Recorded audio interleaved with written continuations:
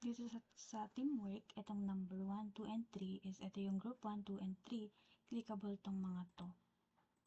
Ayan yung mga task na kailangan gawin ng each group. Pwede din na i-print mo na lang siya. Gawin mo siyang task card.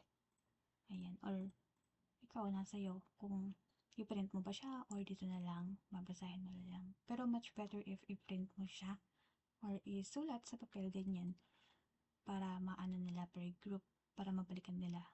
And then, if you're done na i-explain sa kanila yung gagawin ng bawat grupo, for example, natapos kasi dito sa group 2, ganyan, click mo lang tong arrow na to para mag-proceed siya dun sa next slide, which is yung Q&A portion per group. Tapos, next lang. Ayan, so lalabas tong question for group 1, 2, and 3. Itong mga to, pwede kang magpabunutan kung sino yung group na mauunang mag-answer sa mga questions. So, for example, group 2 yung nauna, click mo lang to. Tapos, you can ask the group 2 if ano yung gusto nilang unang sagutin. Yung question number 1 ba? Or question number 2? Clickable yan.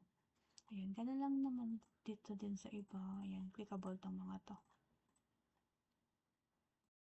And then, dito naman, after mong basahin tong directions and yung question, click mo tong rubrics na to para lumabas yung rubrics. Next, dito naman sa quiz, pwede mo munang ipasagot sa mga students. 1, 2, 3, 4, 5, ayan. Tapos, for example, tapos na sila. 1 to 10 to eh. For example, tapos na sila mag-answer, pwede kang mag-ask ng student na basahin niya yung question and answer. Click mo lang to para maipakita or para ma-show yung correct answer. Itong per line.